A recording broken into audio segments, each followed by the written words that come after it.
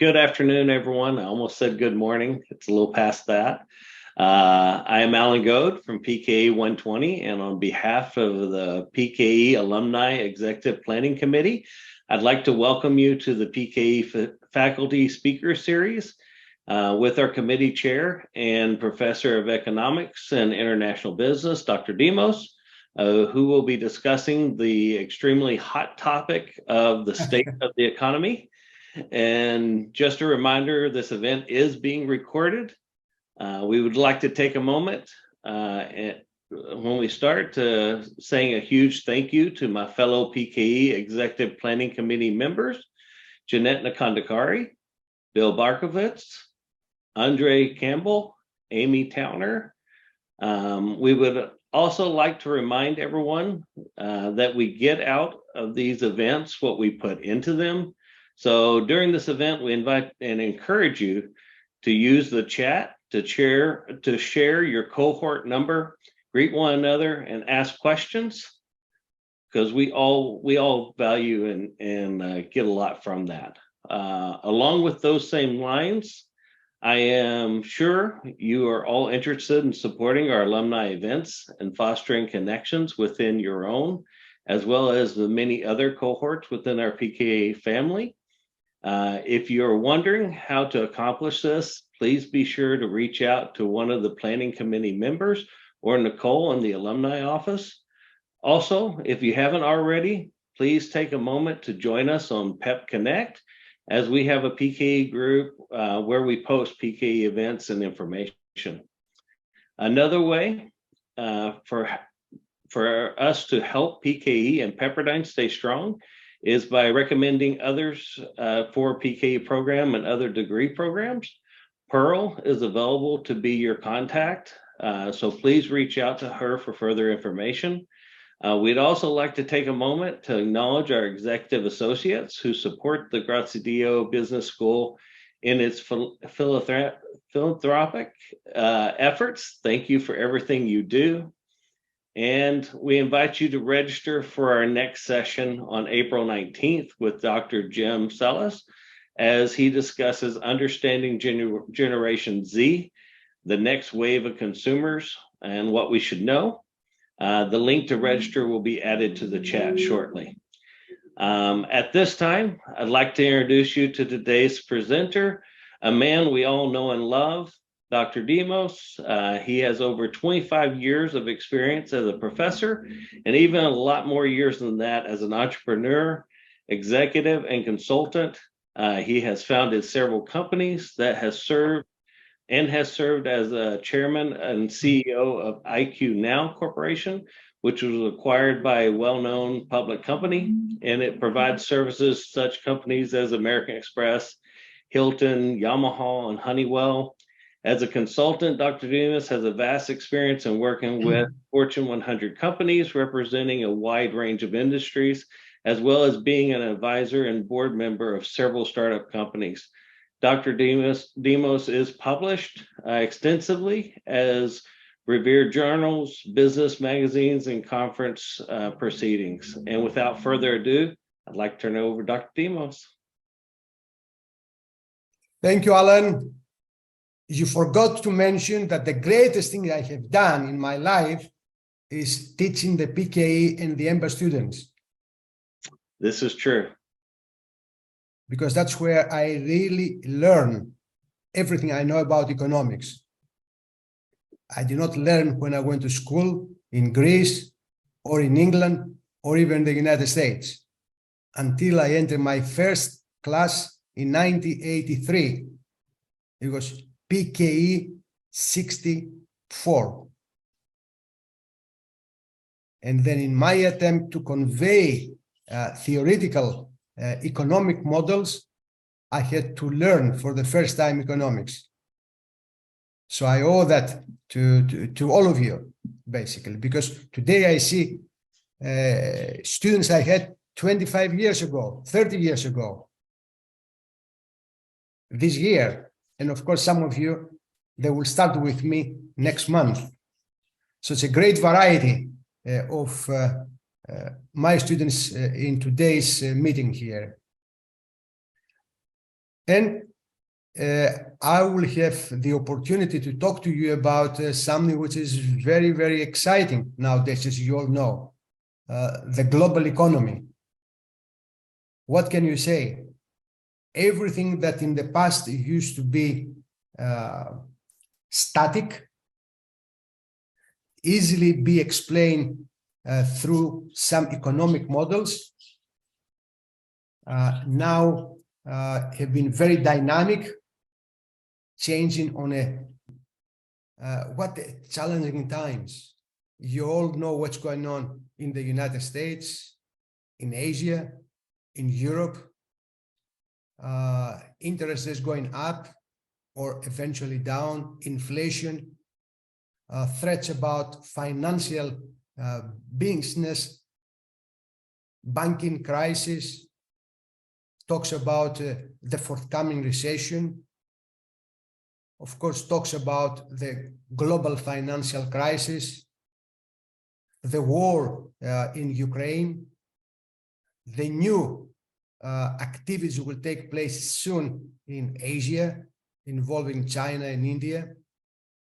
And of course, the question is, what are we doing here in the United States? So there are several topics that I could talk to you about, and it will take more than 1 hour to cover all of them. So I'll give a brief overview and give you my own personal assessments if I see them as a major threat or what I believe will happen. And then always you can come back later on and say, you are right, you are wrong. Okay? If I'm wrong, I will never answer to you. But at least let me give it to you right now. Inflation. Everybody's talking about inflation because the Fed raised the interest rates a couple of days ago with the justification that we try to fight inflation. Personally, I don't believe that inflation is a major threat for us right now. As you all know, inflation did not exist in our economy for the past 40 years. Because in the 70s that we used to have inflation, double digits inflation. And then with a chairman with the name Paul Volcker, that all you have read his book, they tied up the money supply, and that started dropping the inflation to lower levels. At the same time, during the 80s and the 90s, we had a tremendous increase in our productivity because of the technological progress we experienced. And I'm talking about portable phones, computers, internet, that made all of us much more productive. And by doing that, increasing the productivity, in a way, you are dropping the inflation rate down. At the same time, in the 80s and the 90s, we opened up new labor markets to produce our products. And by that, I mean the Chinese market, starting 1980, and eventually in the 90s, the Eastern European markets to produce our products. Now, the explosion of the Chinese economy in the 80s and 90s and even the 2000s provide us with tremendous opportunities, and the biggest one was the lower inflation rate we had. Okay, so for about 40 years we have no inflation until a year ago. We started talking about inflation. It was forced to us, according to me again, to start believing that inflation is forthcoming. Media play a critical role in that. Specific industries that they benefit out of inflation, they play a role on that.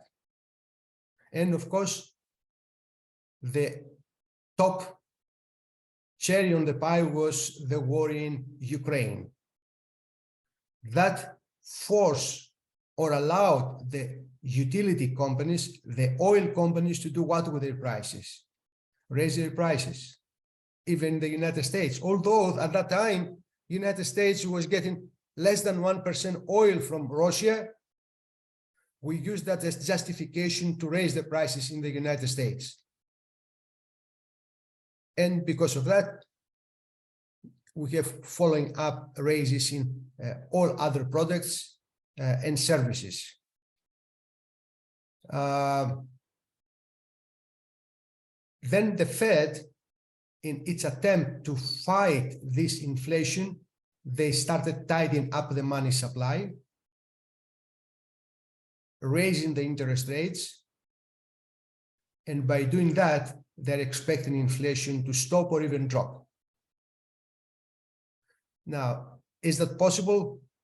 Is the solution? Depends on whom you're talking. Personally, I don't believe that very much.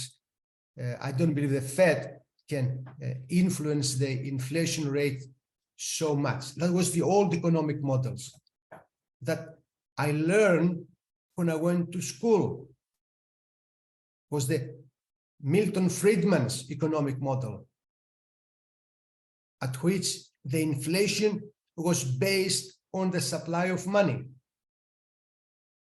And then I asked myself,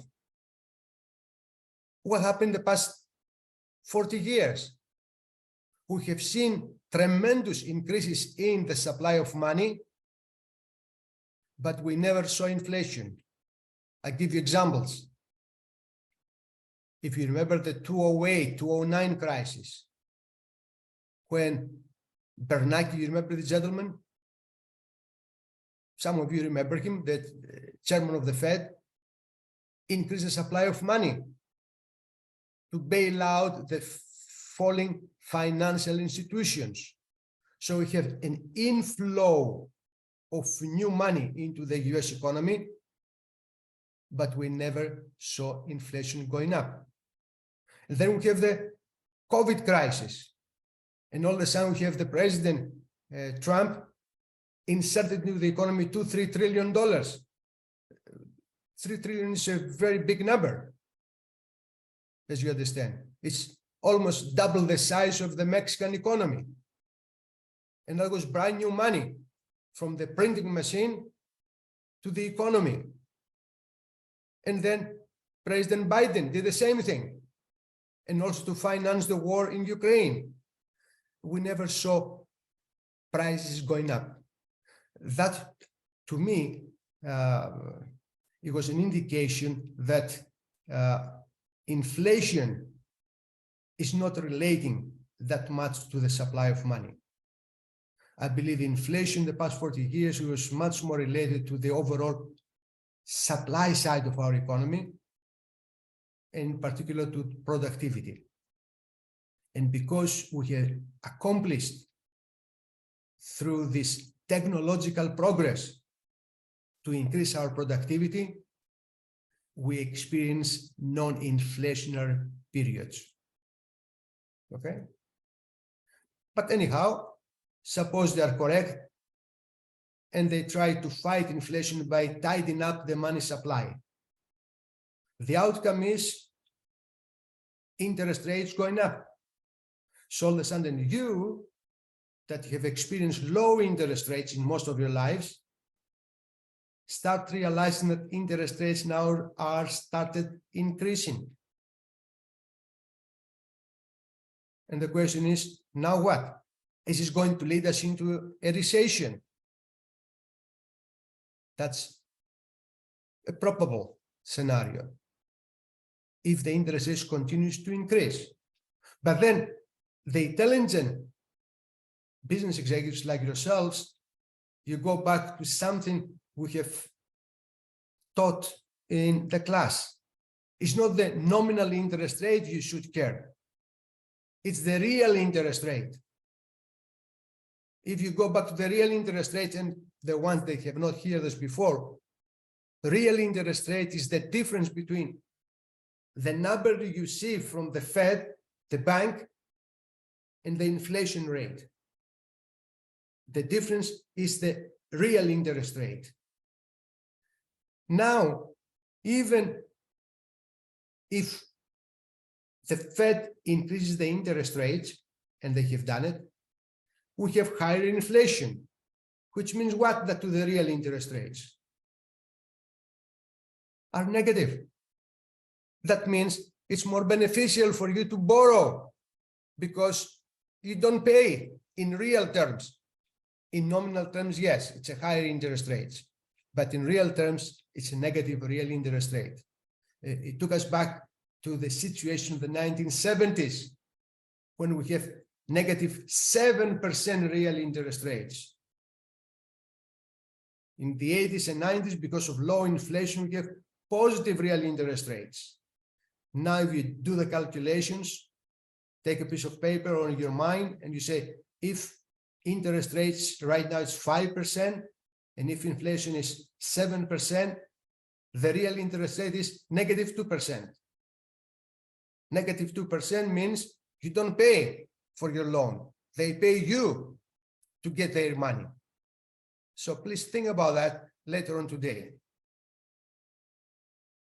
So that's encouraging when it comes down to do I believe we're going to have an economic recession?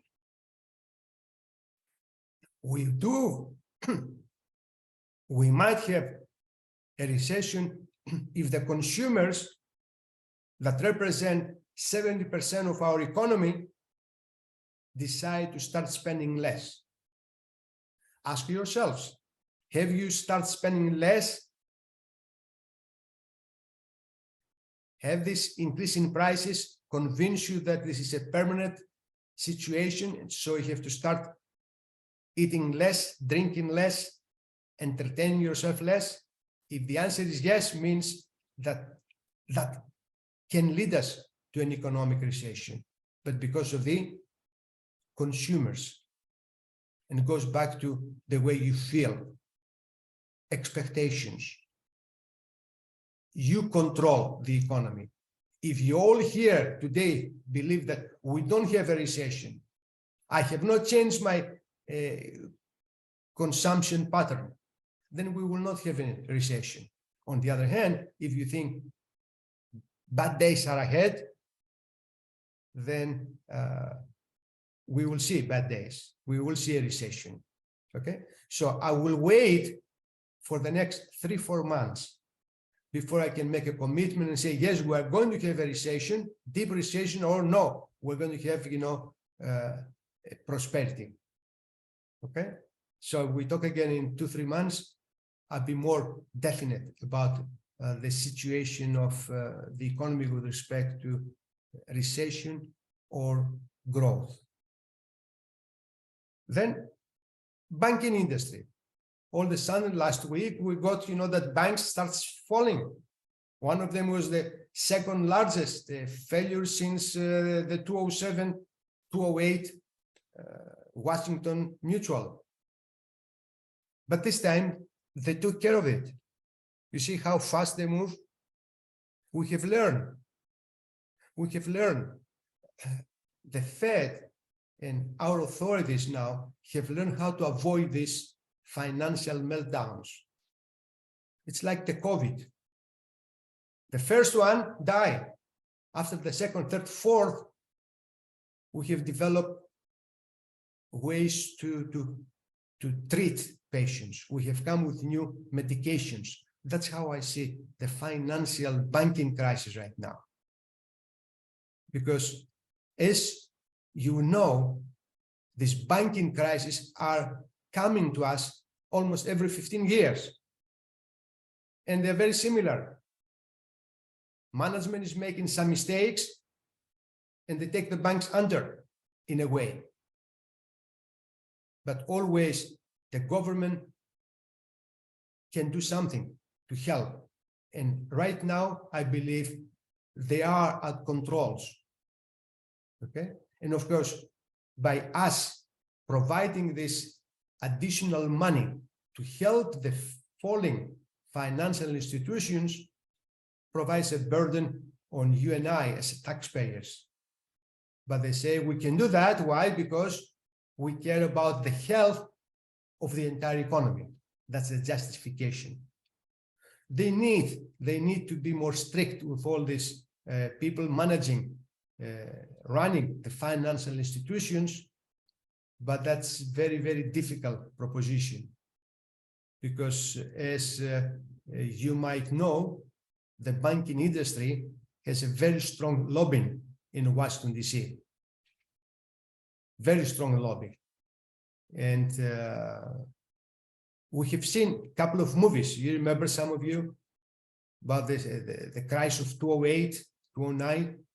So you know how they're dealing in Washington, D.C., how they're getting the help of the government, starting with the financial crisis in Latin America in the 1980s to 15, 17 years later on,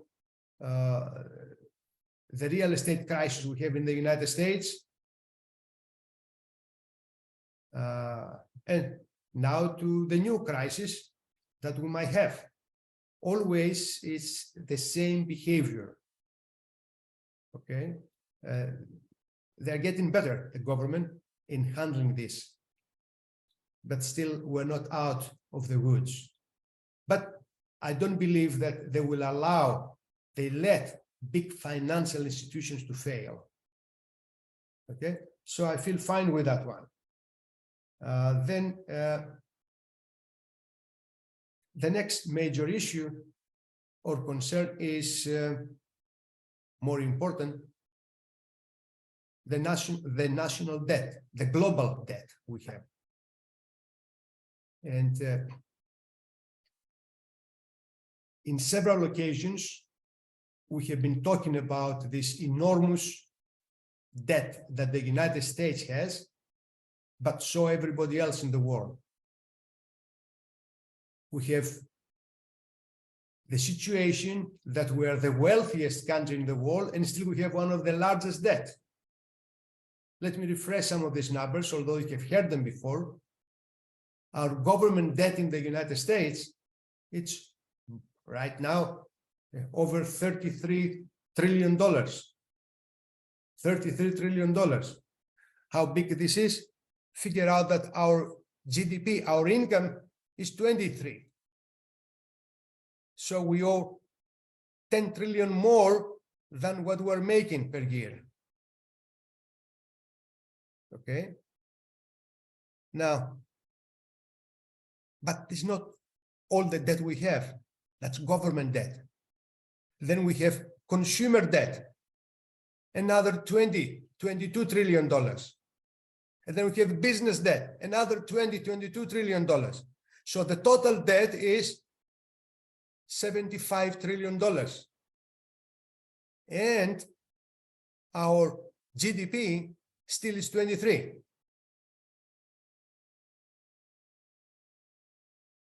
How's the financial situation? Doug, you're a finance expert. Can I get a loan if I owe 75 trillion and my income is only 23? No. And to make things even better, more challenging, I have to include also our Social Security and other entitlements we have in the United States, which is another $80 trillion. So the total debt in the United States is over $155 trillion, and still our income is 23. So in a way, at least in a piece of paper, you will see that we are almost, can I say bankrupt, but a tremendous debt problem.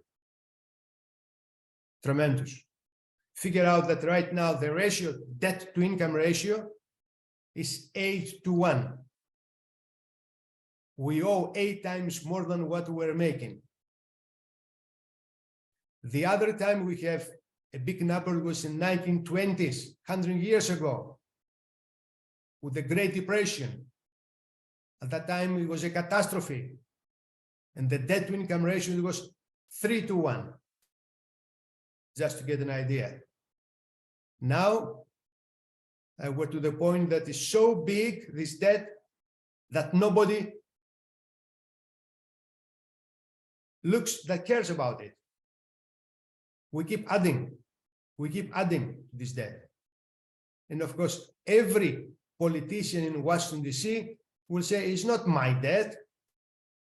I just came into this party. It's the previous person and the previous one and the previous one, and they're all right. It's the accumulation of all the years, all the presidents, all the political parties they have done. But eventually, as you know, somebody has to pay for that. That's the sure thing. I guarantee that somebody has to pay for that. What I don't know is who. It's going to be me, it's going to be you, it's going to be your kids, it's going to be your grandchildren. Somebody's going to pay. That's given. Okay? But fortunately or unfortunately, politicians and us, citizens, do not care about that right now. We care about how can I survive today? Is the economy moving? Do we have inflation? Do we have low unemployment? What about the interest rates? And forget the debt. It's not mine. It's somebody else. It's somewhere outside of you. That's a major problem. But you will see it when it happens. It will happen. Okay? I will play a couple of scenarios and tell you how mine starts. I give you as an example the country I know very well, Greece. Beautiful country. In the last now 3 years, we're taking the students to Greece. Happened by coincidence because we could not go back. Most of you have been with me to Asia. Because of the COVID, could not go to China and Thailand. So I said, let's go to Europe. I chosen Greece for at least 2 different reasons. One was that Greece went through the bankruptcy. Greece was the country in Europe, along with Portugal and Cyprus, to go through a kind of a bankruptcy and found a way out of this crisis in a very, very tough way.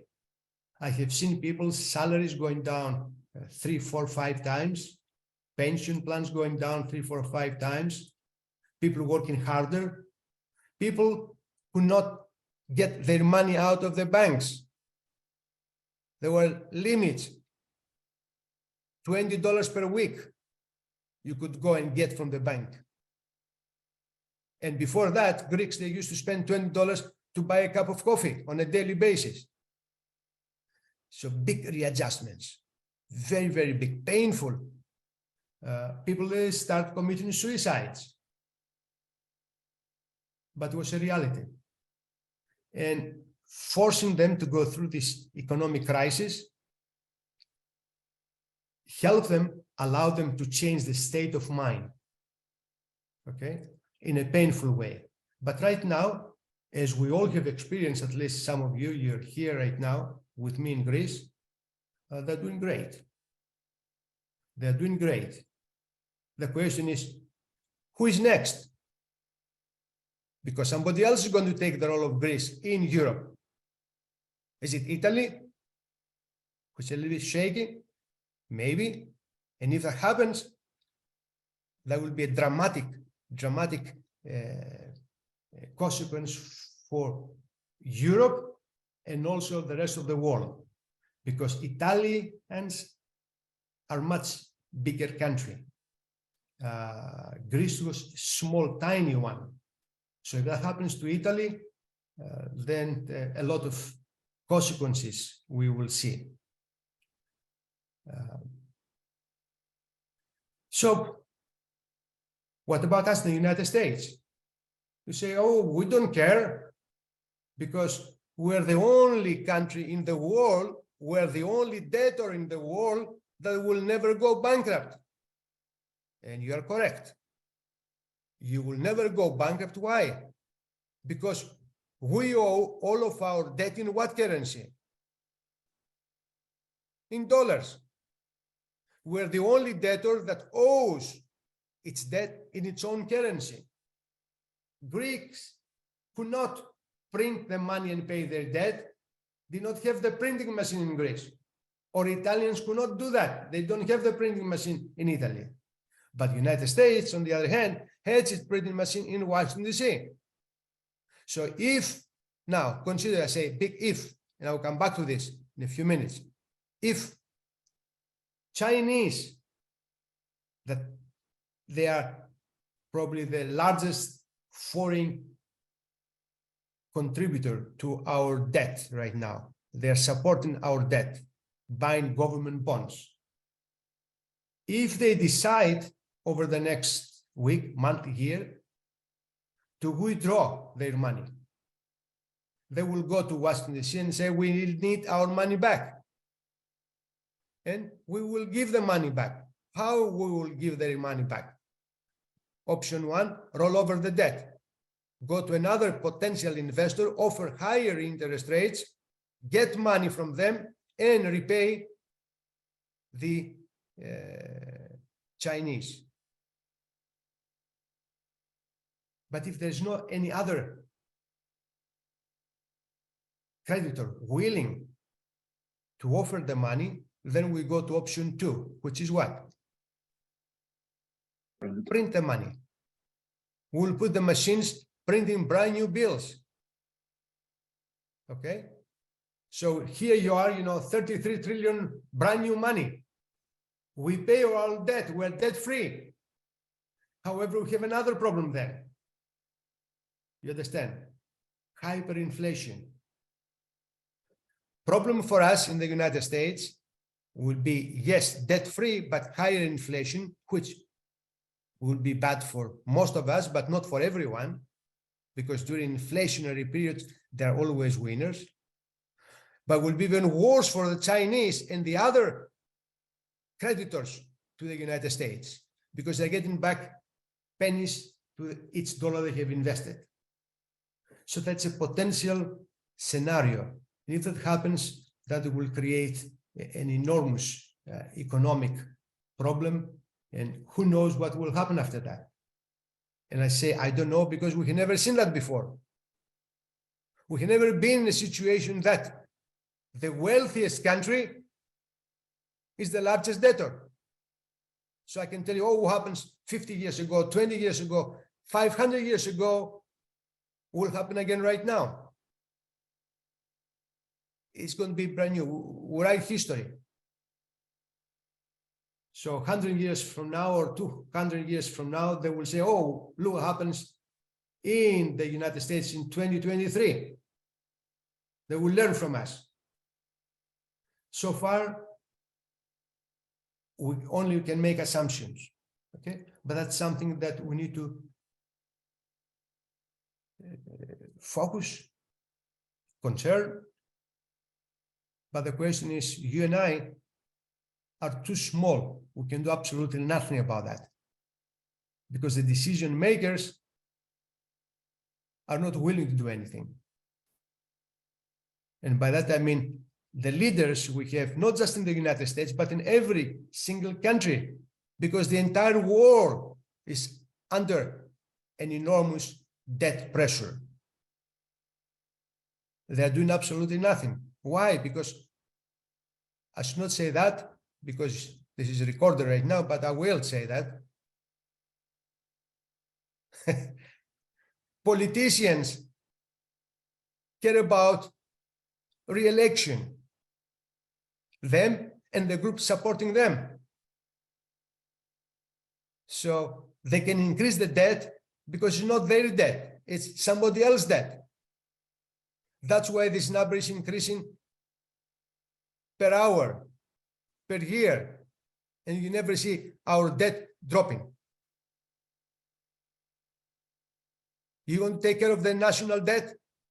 Make politicians personal liable for the debt they create. You think we will have now 150 trillion debt? No way. So that's something that We cannot solve it. We can talk about that. We can be prepared in certain ways and expect the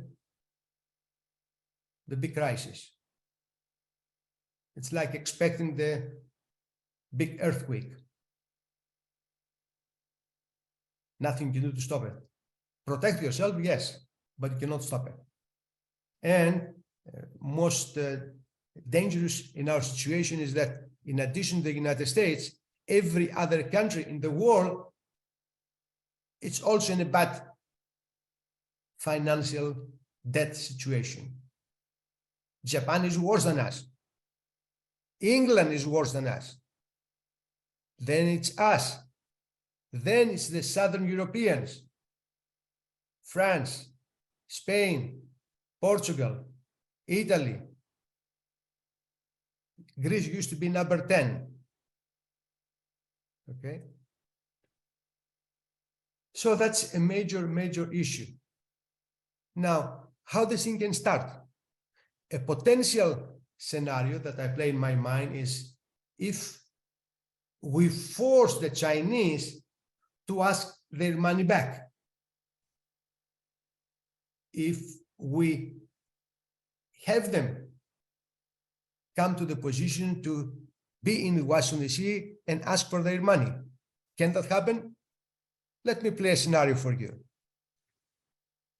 Suppose that we continue fighting in Ukraine, pushing Putin in a corner.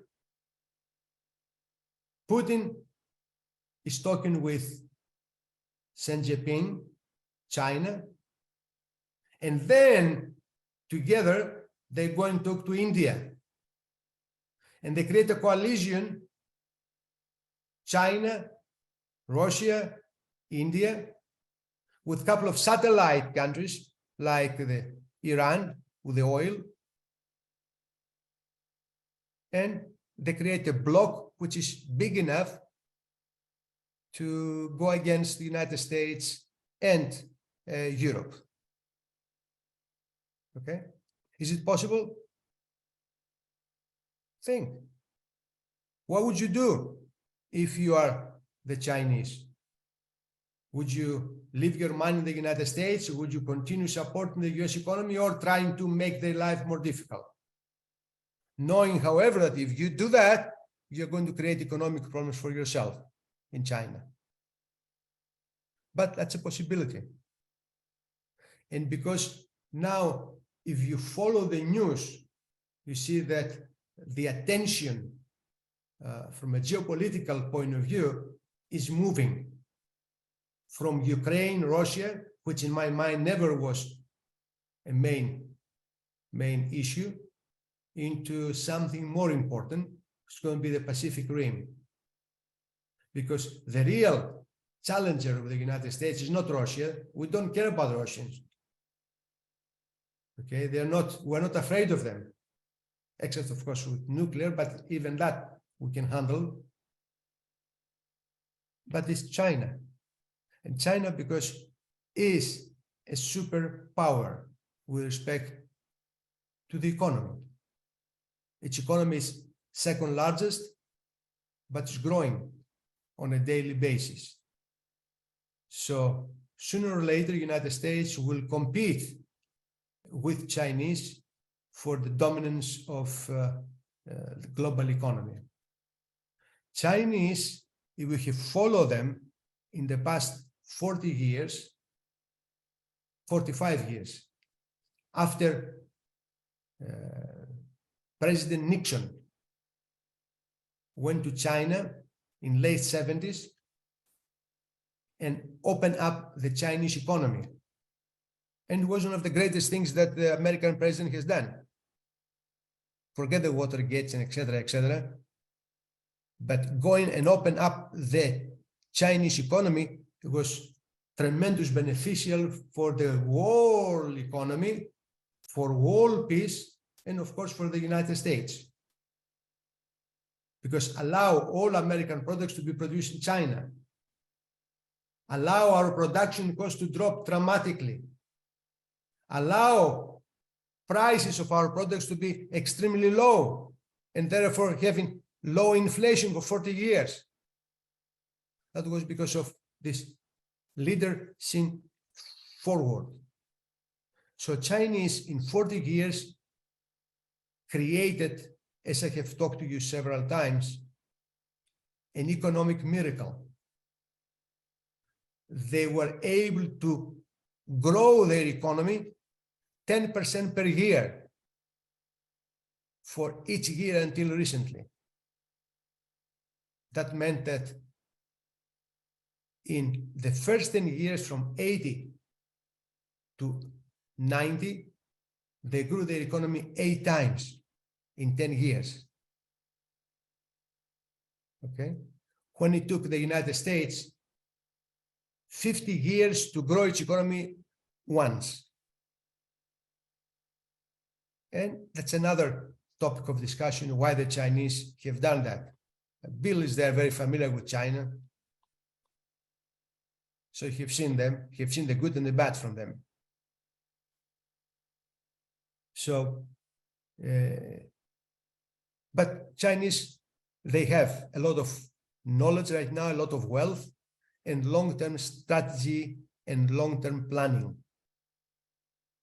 You see what they did last month? They moved to the Middle East oil fields. They tried to put the two countries, Iran and Saudi Arabia, together. These two countries are enemies. China played the role of peacemaker, okay, in a different way. So they start playing that role all over the world. They have their hands in Africa, because every African country has a lot of Chinese. Of course, then Southeast Asia, Latin America, and they have economic power. It's a country that productivity has increased tremendously in the past 40 years, and they have a lot of economic resources right now. So the next potential scenario I see is, and I hope we can avoid going that way, is forcing the Chinese to go closer with Putin and the Russians, putting in their coalition India, which is partially controlled by the United States and partially controlled by the KGB, the Russians, okay, and create a coalition that can be very big and dangerous for the United States.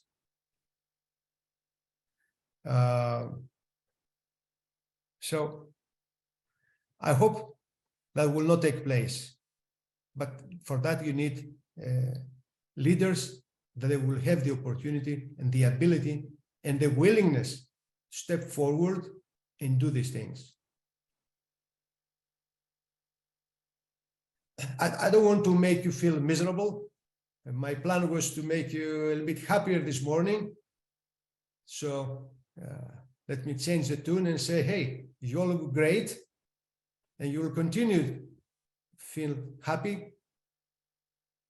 But always we need to have some thoughts, you know. Jeff, how are you doing? I'm doing great. Thank you. How's the Alaska? Beautiful, beautiful. And Michael is there. Doug, I saw you from the past.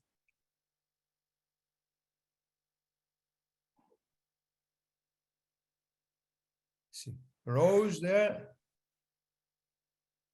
So Dr. Demos, there was a few questions that came on the chat. Are you ready to hear those at this time? Nope. If I can answer, yes. All right. Tony from PKE 104 asked, how did Greece recover from the bankruptcy and what were the key drivers?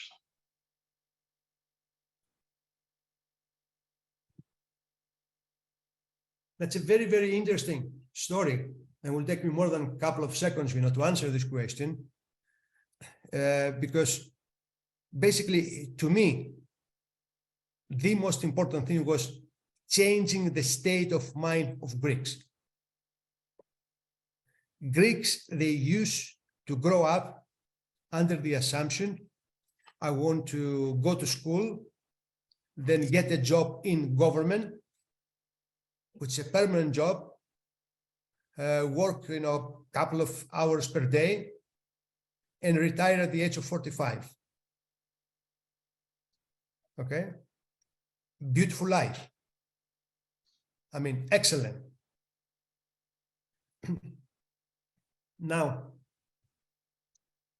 the moment they enter the EU, they got a lot of infusion of capital for investment purposes in Greece, which went to their own hands, and eventually they all created an enormous debt, not government debt, but also consumer debt and business debt.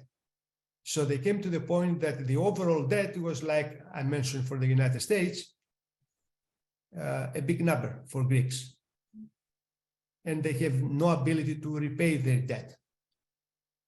So the EU started playing a critical role in helping the Greek economy to get out of the crisis. They gave them loans, which is good and bad, because the Germans, for example, because they have a better credit rating, they went to the markets, they got money at 2% interest, and they loaned the same money to Greeks at 12%. And they were making the margin. Okay? Roughly, that took place. But helped the Greek economy with the infusion of new capital. It went very close for Greece to say, I'm bankrupt, I pay nobody, and I go back to my old currency, my own currency, Greek drachmas. If they have done that, we have been debt-free, but nobody will continue selling products to Greece. They will suffer, no pharmaceuticals, no oil, no food. So it will be short-term solution, but long-term major problems. Instead, they sat down and started working harder, started spending less money. They reduced all these jobs in government sector. No more people get permanent jobs in the government, high salaries, getting out of the working force at the age of 45, get out at 65. So it was very rough, very rough.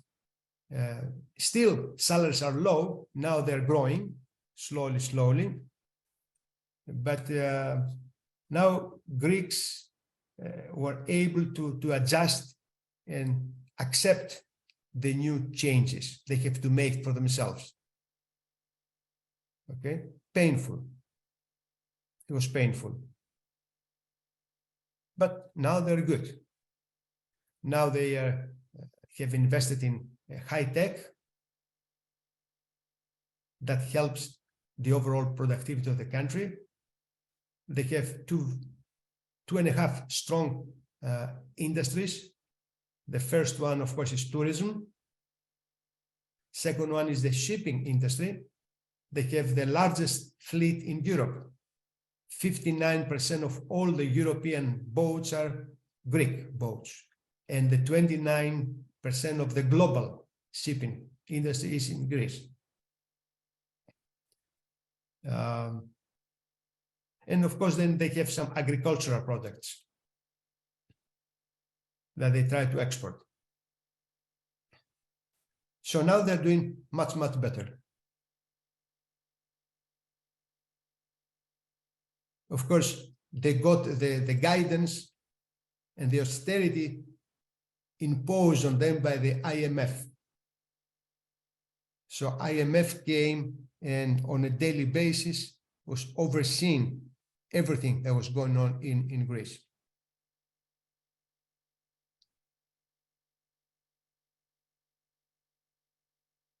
So that's it. Is it clear? Thank you, Doctor. So Rob from 137 actually had several questions, but we narrowed it down to one for time. And Dr. Demos, you'll remember my big thing was, what happens? We owe China a lot of money. We just declare war on them and forgive ourselves the debt and go on. And Rob has a similar question: economic versus military power. What do you see as the correlation between economic might and military might? For example, Russia, military might with less economic might, and China, military might and economic might. USA, military might and economic might. If China calls on our debt, our economic might suffers. It would impact China as well, as you stated, but do you see that as a move since China moves with longer term thinking than the US? Let's say, first of all, I hope, I wish that we'll never come to that point. Okay? Until recently this year, I was more optimistic that we'll never have a real war, World War III, that involves United States, China, Russia. Okay? And as I have explained to some of you in the earlier times we're together, because of capitalism. Because right now, Chinese capital is invested in the United States. Most of the buildings are owned by the Chinese. US capitalists invest all over the world, in Beijing or in Moscow. Okay? So you will never, at least in my mind, you as a capitalist, you force your government to bomb another country where you have your own property. Does not make any sense. You like to prevent peace because you care about, not necessarily the peace, you care about your own well-being, your own capital. So that was my theory, and I was very, very confident that we'll never see, at least in our times, a World War III with a major superpowers. Now, however, I see that little things, stupid things, are pushing us to do bigger stupid things. The role of media. Media also, it's an industry, they need to make money. So they need to come with a new topic. And sometimes they exaggerate things so they can attract more busy people. Look, the war in Ukraine, that was a stupid war. Any way you look at it. I would have liked, I would have loved the American politicians to take the true leadership position and stop this war there. By continuing this war, who is winning? If you already have determined that you as a United States will never attempt to fight Russia in Russia, don't send the Ukrainians there, because you kill them for nothing. Except that the only thing you do is what? We take all these unused arms we have here, and now there's a way for these arms to be used. At the expense of whom? You and I. Who pays for all this defense spending in Ukraine? Who do you think spends this? You and I. We pay our taxes and our money goes there. I'd rather use my tax money to develop my infrastructure in the United States, to have more hospitals here, to have better education here, to treat better my kids here. That's what we should do. That's what politicians should do. That's a true leader, if he cares about the United States. Not, trying to fight Putin, say we're going to penalize Putin and drop the economy to their knees. Instead, the Russian economy became stronger. You remember what happened to the ruble? Everybody was saying we're going to have the ruble, going down the tubes. And the ruble became stronger. But by forcing that to satisfy specific industries, like the defense industry. If you're a defense industry, do you like the war in Ukraine? Yes, you do. If you are the oil industry, do you like the war in Ukraine? Yes, you do. If you are now the natural gas industry in the United States, do you like the war in Ukraine? Yes, you do, because allows you to sell what? Natural gas in a new market, in the European market that you could have never done it because of cost differential. But now, if Putin is our enemy and Europeans are not going to buy from Putin because they don't like the Russians, they have to buy from whom? From the United States. Otherwise, they will freeze. That's what happened to the Europeans. So there are certain groups that got the benefits out of this war.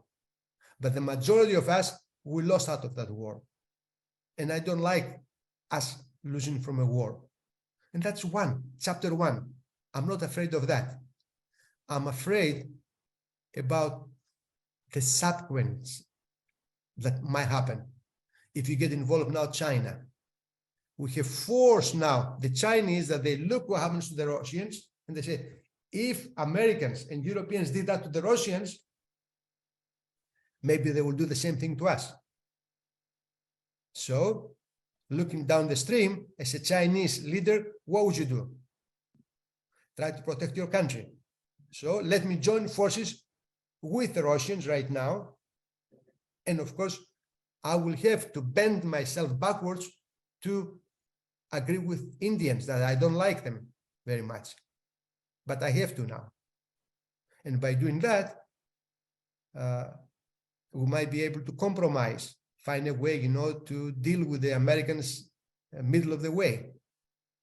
And that's what I see right now going on.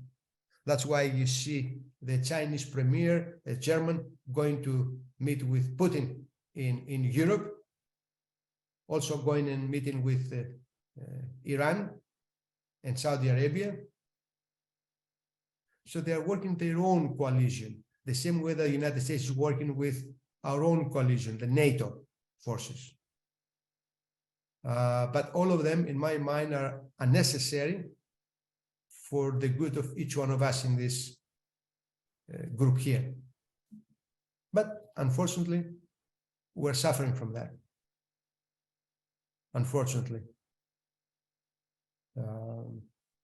And the first one, you saw it already, because of Putin, we have to pay higher prices for the oil here, for the burgers, for the coffee. I don't care about Putin. Why should I pay higher prices right now here?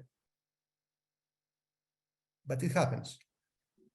We pay the price, unfortunately. Can we have a strong leadership? Not just in the United States, but all of them, the Europeans too.